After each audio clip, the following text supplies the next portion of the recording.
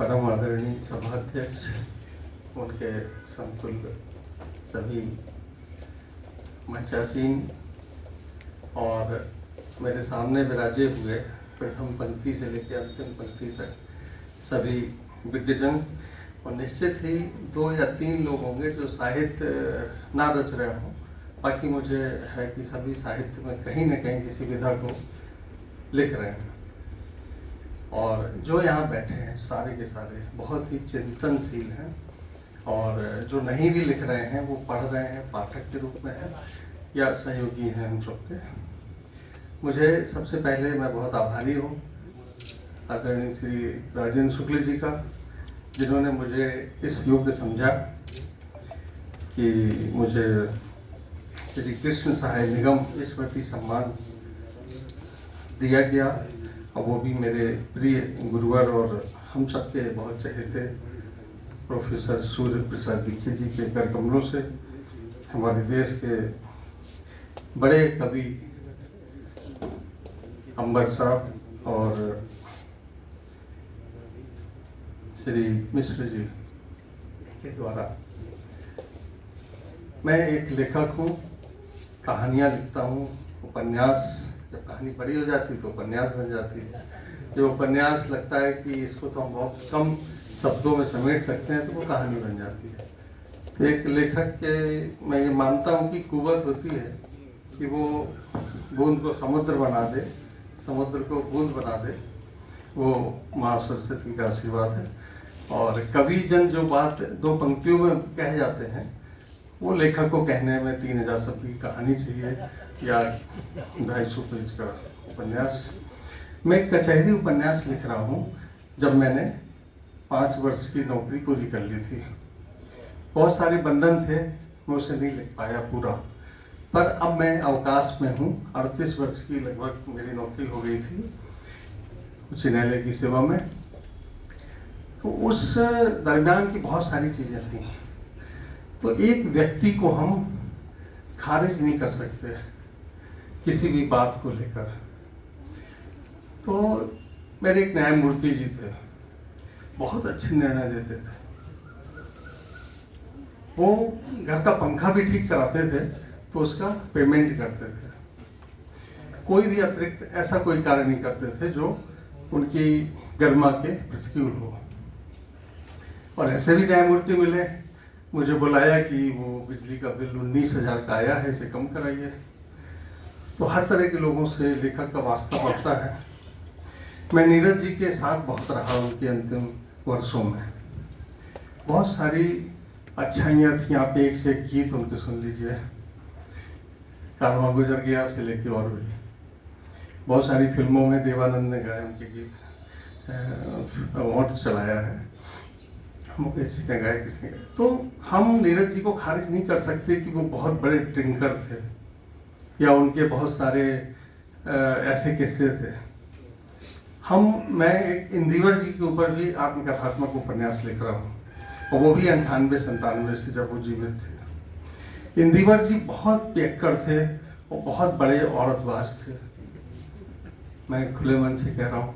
पर अब कस्मे वादे उनका गीत सुन के, ये चंदन सा बदन गीत सुन के, आप उनके उन पर्दे के पीछे की चीज़ों को लाकर खारिज नहीं कर सकते।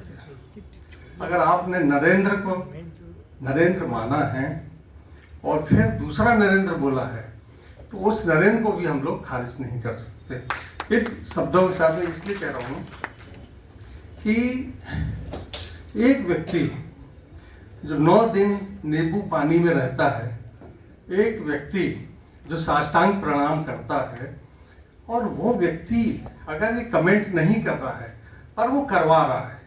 आप देखिए हमारे यहाँ के मुख्यमंत्री ने कितने अच्छे कमेंट किए हैं उन लोगों के ऊपर, और क्या कार्रवाई हो रही है।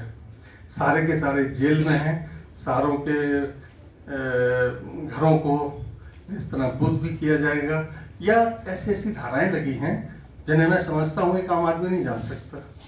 तो जो एक मछली पूरे तालाब को गंदा करने के लिए कही जाती है, तो अगर कुछ हैं वो जो अपराधी हैं, राम राज्य में भी ऐसे लोग हुए हैं, हर युग में ऐसे लोग हुए हैं कि जिन्होंने चोरी की, चंदा चोरी की, या ये नहीं कि राम जन्मभूमि में कुछ लोगों ने गणना के समय रुपए चुरा लिए। हर जगह ये स्थिति है।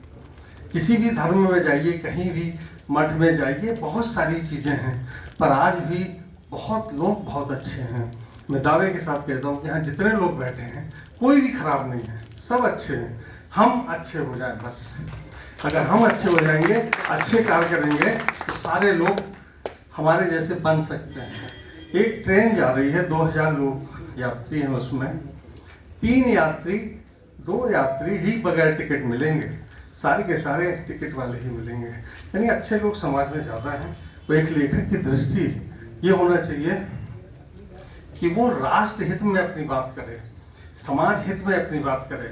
और हम सबका ये परम कर्तव्य है कि हम अपनी लेखनी के द्वारा, अपने विचारों के द्वारा अगली पीढ़ी को क्या दे के जा रहे हैं, इसका चिंतन करें, मनन करें। यहाँ जैसे धीरज मिश्र जैसे उठ के कवि भी हैं, तो उनके मैं बहुत बड़ा उनका फैन भी हूँ। वो जिनके वो शिष्य हैं, वो तो मेरे हैं ही, हम लोगों के पितामह हैं वो।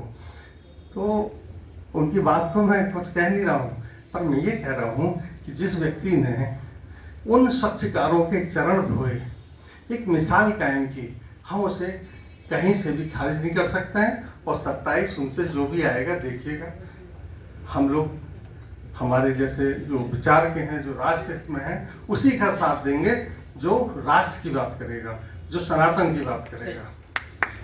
लेखक एक निरपेक्ष होता है।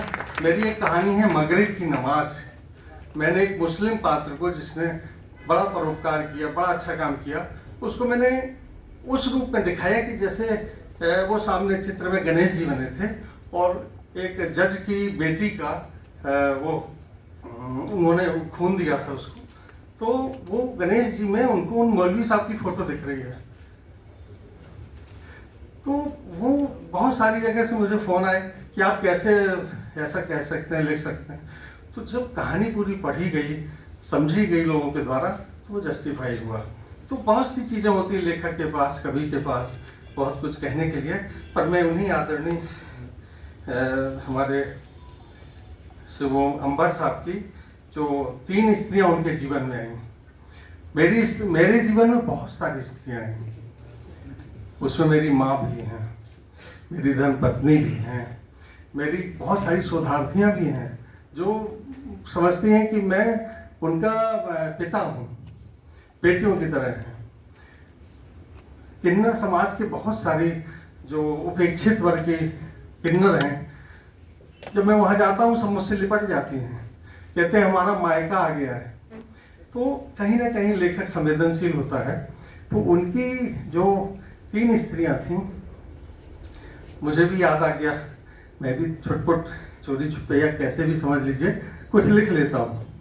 और वो मैंने 4 पंक्तियाँ लिखी, और जब एक अप्रेषित पत्र कहानी संग्रह का 4था या 5वां संस्करण आया, तो मैंने उसमें वो पंक्तियाँ अपनी माता जी की फोटो के नीचे छपवाई।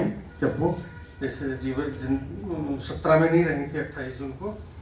तो बस इसी 4 पंक्तियों के बाद मैं विराम लूँगा। देखिए, अब मैं उस उम्र में आ गया हूँ कि मैं भी नाना हूँ। तो अम्मा जी नहीं रही, बहुत चाहती थी, और मेरा बहुत सारा साहित्य उन्होंने पढ़ा। मेरी धर्मपत्नी ने मेरा साहित्य ना के बराबर पढ़ा है, पर मेरी बेटी ने या मेरी बहनों ने या मेरे पिताजी ने, मेरे अम्मा जी ने मुझे, जब तक वो रही, उन्होंने वो जो कच्ची कहानी होती है, पांडुलिपि होती है, टाइप की हुई होती है, उसको बड़ा वो आशीर्वाद भी दिया कि तय बहुत अच्छो लिखा थे। बुंदेलखंड का हूँ मैं, और वो बुंदेली बोलती थी, तो वो आशीर्वाद मुझे बहुत मेरे काम आता रहता है। तो मैंने लिखा कि धूल पड़ी है खिलौनों पर, धूल पड़ी है खिलौनों पर, साफ कर रहा हूँ अम्मा।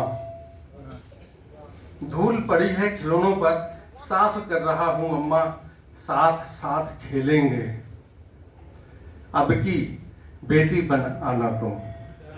वो मेरी 2.5 वर्षीय जो नातिन है, वो 10 जुलाई को यहाँ से चली जाएगी। तो वो आजकल मेरे पास है। तो वो जो लगता है कि साक्षात अम्मा जी पुनः आ गई हैं और बहुत मुझे अच्छा लगा इस कार्यक्रम में यहाँ उपस्थित होकर। आप लोगों ने बहुत धैर्यपूर्वक सुना और बहुत अग्रज बहुत वरिष्ठ लोग हैं, डॉक्टर राम बहादुर मिश्र जी जैसे, हमारे राम कठिन जी जैसे उपन्यासकार, राजेश श्रेयस जी जैसे, और हमारे तमाचा लखनवी, इनका मैं बहुत आभारी हूँ क्योंकि मुझे पता है कि मैं घर नहीं पहुँचूंगा इसके पहले इनके फोटो इनके वीडियो मुझे मिल जाएंगे, तो उनका भी मैं बहुत आभारी हूँ। सभी का बहुत धन्यवाद।